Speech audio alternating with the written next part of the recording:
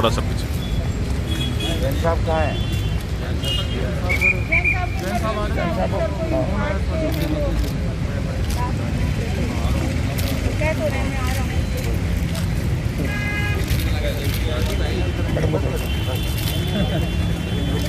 एक minute sir. हाँ हाँ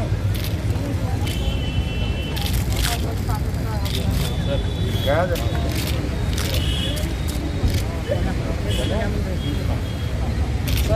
हाँ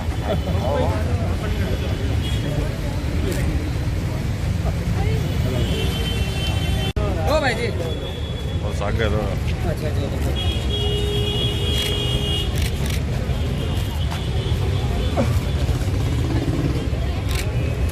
आ जाओ सर, आ जाओ।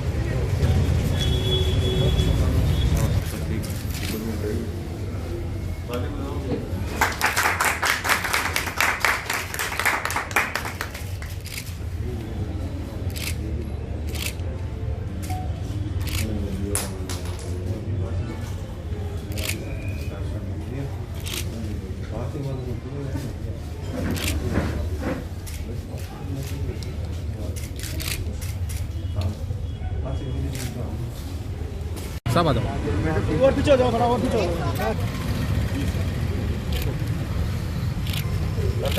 जी हाँ सर।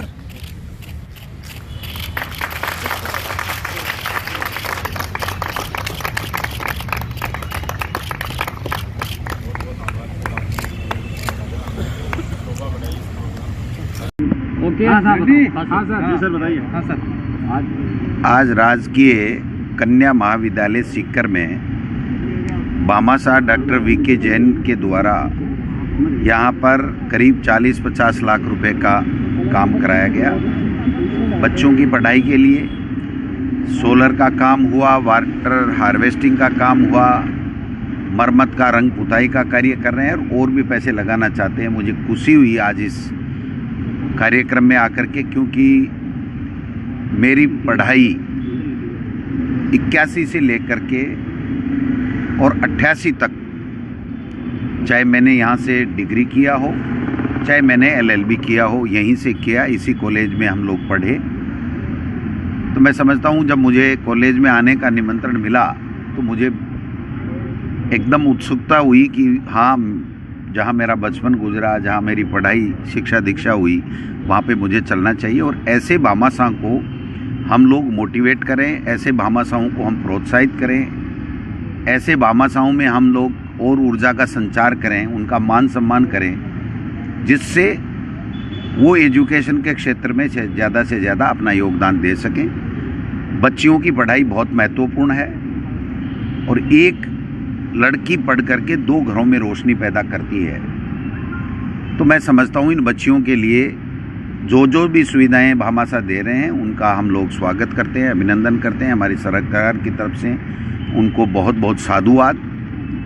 और मैं यहाँ का ही हूँ, सीकर का लोकल हूँ, इसलिए मुझे अच्छा भी लगा कि कॉलेज में आकर के बच्चियाँ जो अभी आई थी उन्होंने एक डिमांड की है कि हम ज्योग्राफी पढ़ना चाहती हैं, ज्योग्राफी नहीं है।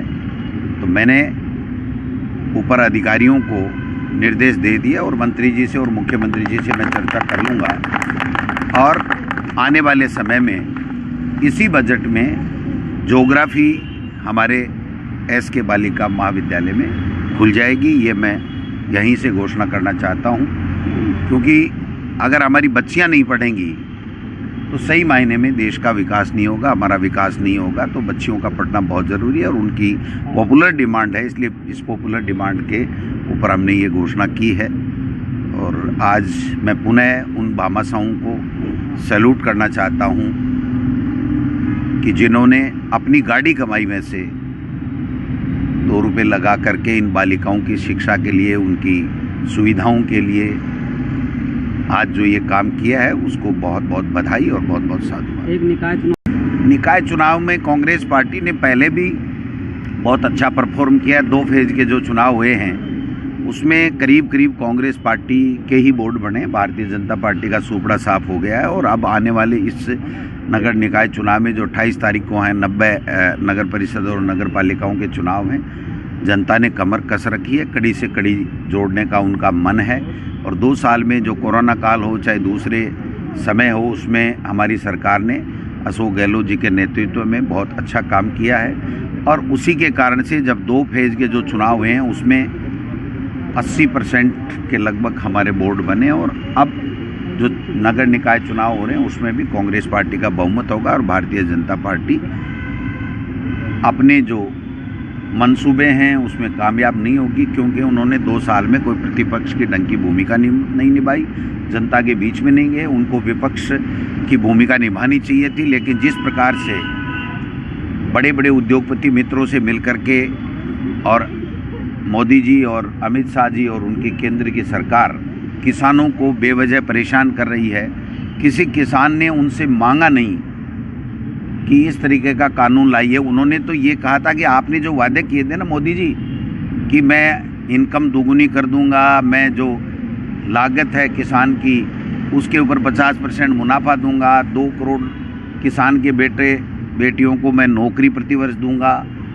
वो हिसाब पूछना चाहती है जनता। और आज किसान 50 दिन से ज़्यादा ठंड के अंदर इतने परेशान हो रहे हैं और उसके बाद वो उनको कोई एमएलए कोई एमपी आतंकवादी कह रहा है, कोई उनको पिकनिक मनाने की बात कह रहा है, कोई खालिस्तानी बता रहा है, कोई उनको पता नहीं चोर उचक्के बता रहा है, लुटेरे बता रहा है। तो इससे बड़ी शर्म की बात कोई हो नहीं सकती। ऐसे जनप्रतिनिधियों को जनता तो सबक सिखाएगी, लेकिन अगर मोदी जी में या केंद्र की सरकार में थोड़ी बहुत भी नड्डा जी में नैतिकता बची हुई है तो ऐसे लोगों को बर्खास्त करना चाहिए और किसानों की मांगों को तुरंत मान करके और इन तीनों काले कानूनों को वापस लेना चाहिए। सीकर जिले में भी 9 में जहाँ कांग्रेस जिला प्रमुख भी नहीं बना पाई तो पंचायत चुनाव को लेकर देखिए, पंचायत चुनाव में हम लोग बीजेपी से ज़्यादा वोट प्रतिशत हमने लिया था। टेक्निकल कारणों से हम यहाँ जिला प्रमुख नहीं बना पाए, लेकिन नगर निकाय चुनाव में बाद में हमने 50 में से आपने देखा होगा कि केवल मात्र 4 में ही भारतीय जनता पार्टी बना पाई, बाकी में कांग्रेस पार्टी या कांग्रेस समर्थक बना पाए।